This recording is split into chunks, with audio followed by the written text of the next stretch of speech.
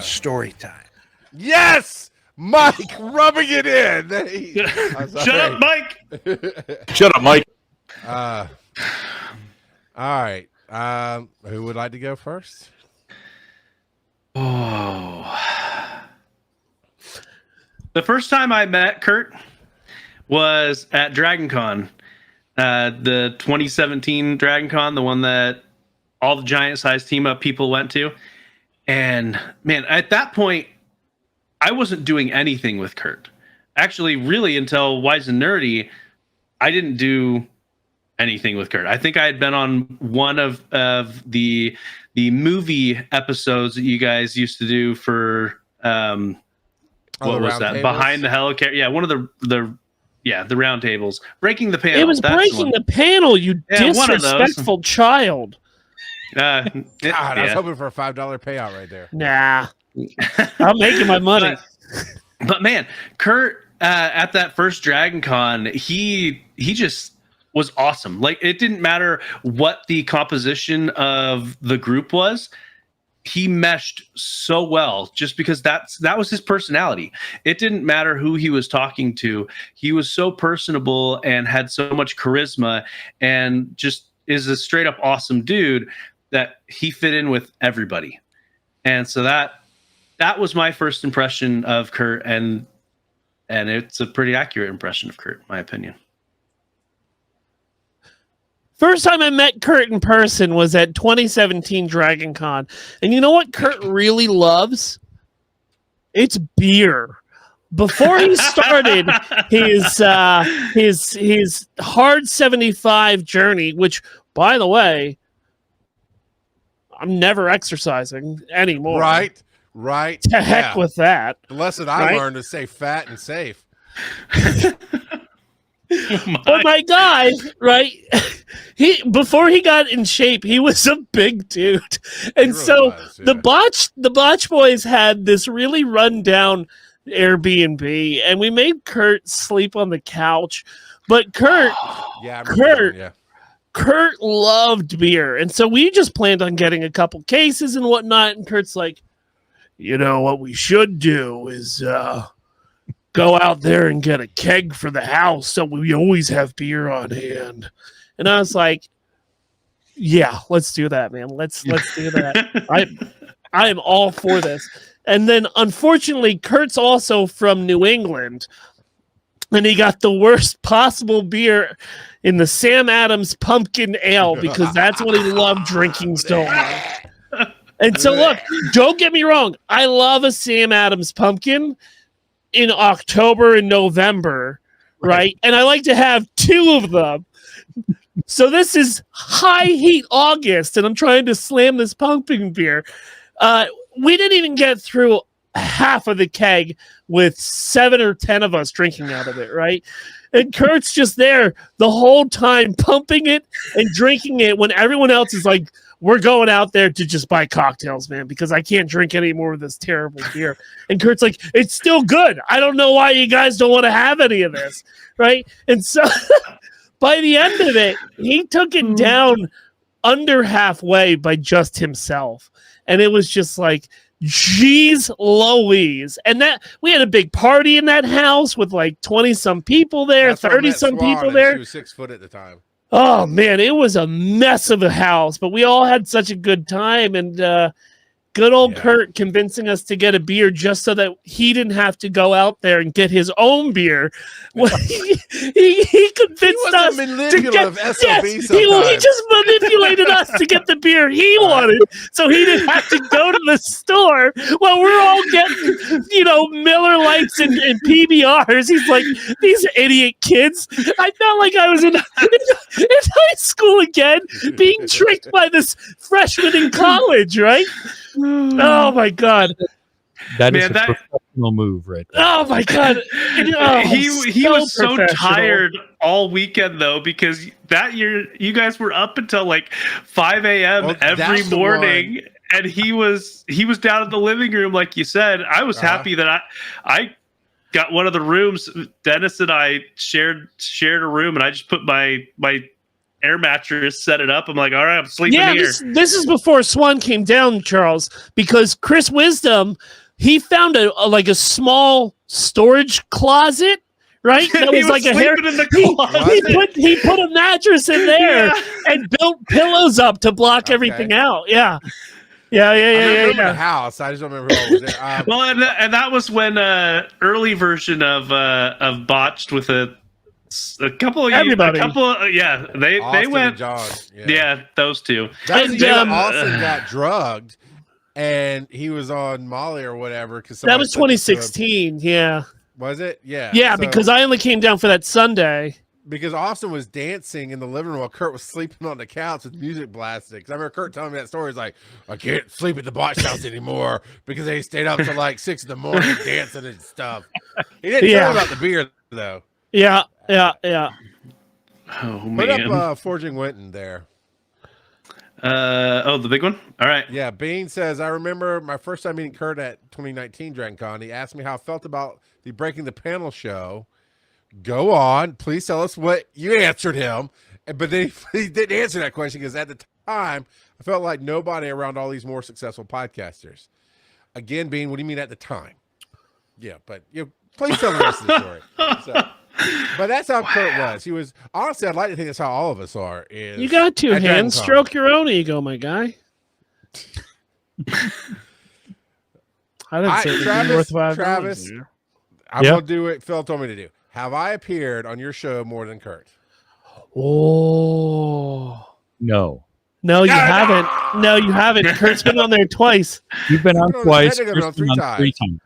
Kurt, I've had Kurt 3 times because we talked about one of the things about Kurt that I always remember is he came on the first time we talked about the Maltese Falcon, which I had never seen before, and it was bonkers that I hadn't seen that, and I watched it, and I couldn't believe how good it was. Like, that's one of those movies that you always hear about on those like top lists of best movies, best noir films, and then I watched it, and I'm like, you people undersold this. This is really good, and we spent a good portion of that episode doing a fan casting of like a modern remake of the Maltese Falcon, which at the time I wanted to have Jonathan Majors as Sam Spade.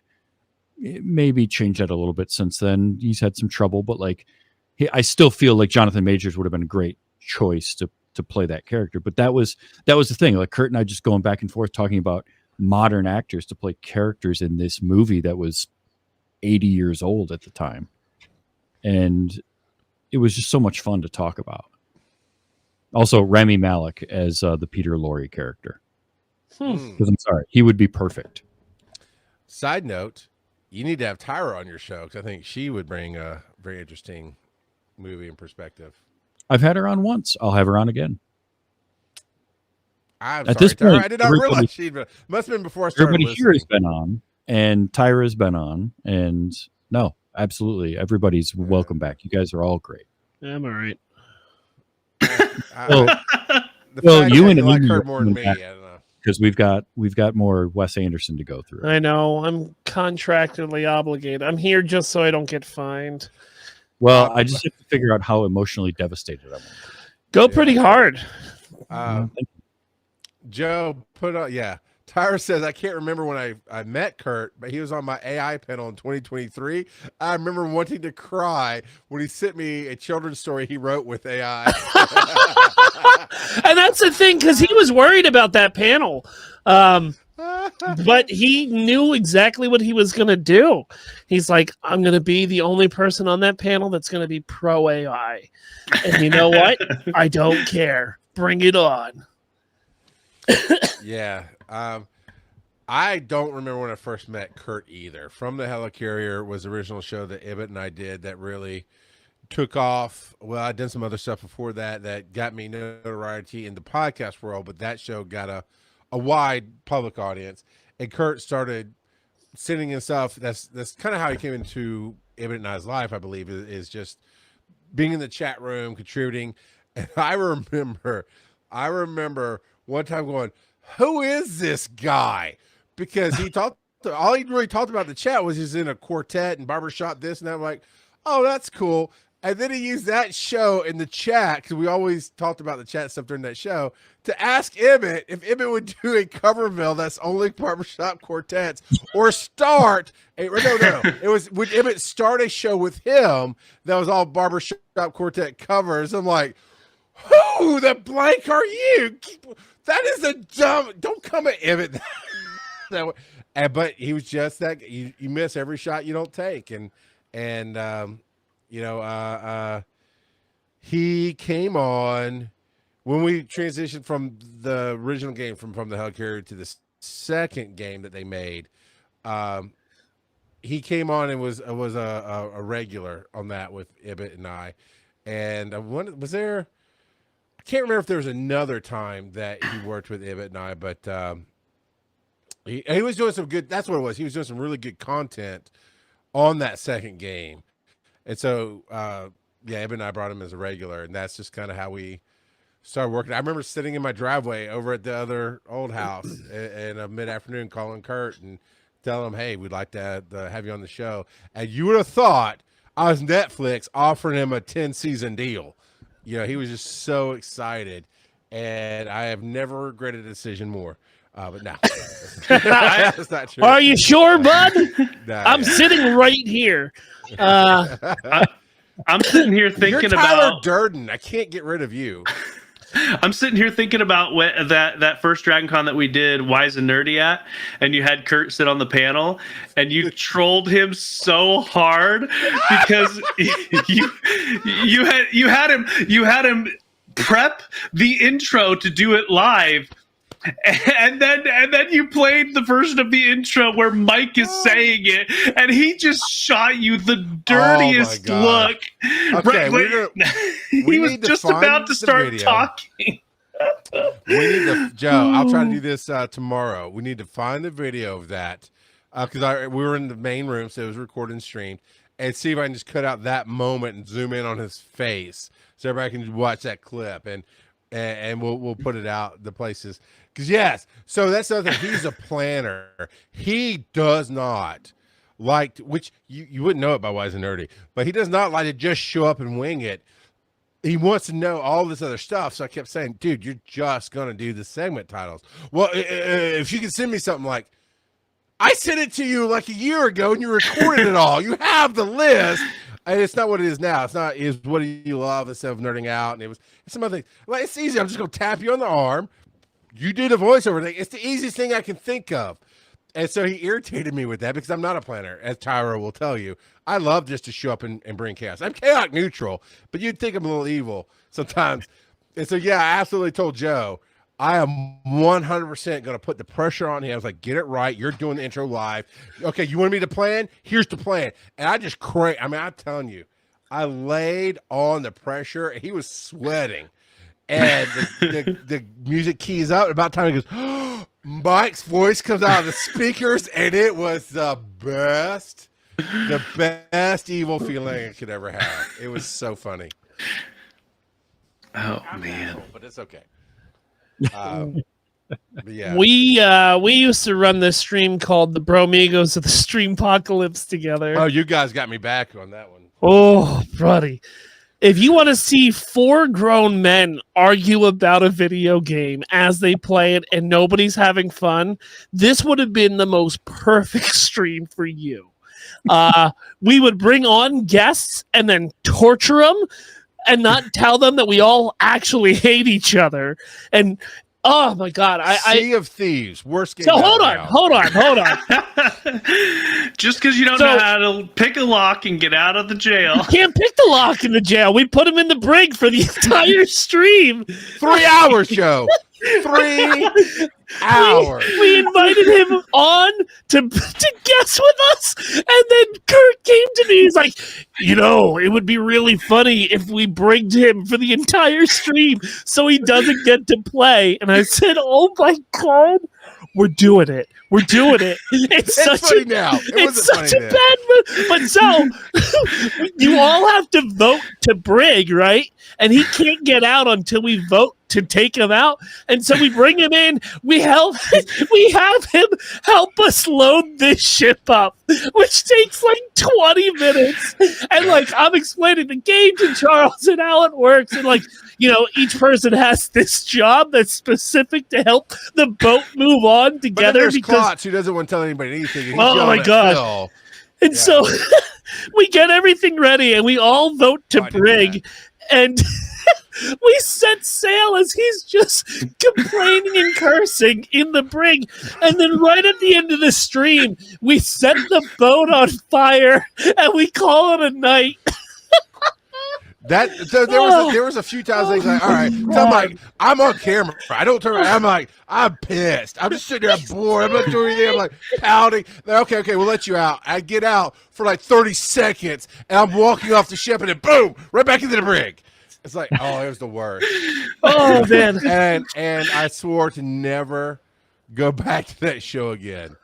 And then there was one time where Paul Klotz and Kurt were fighting from the week before.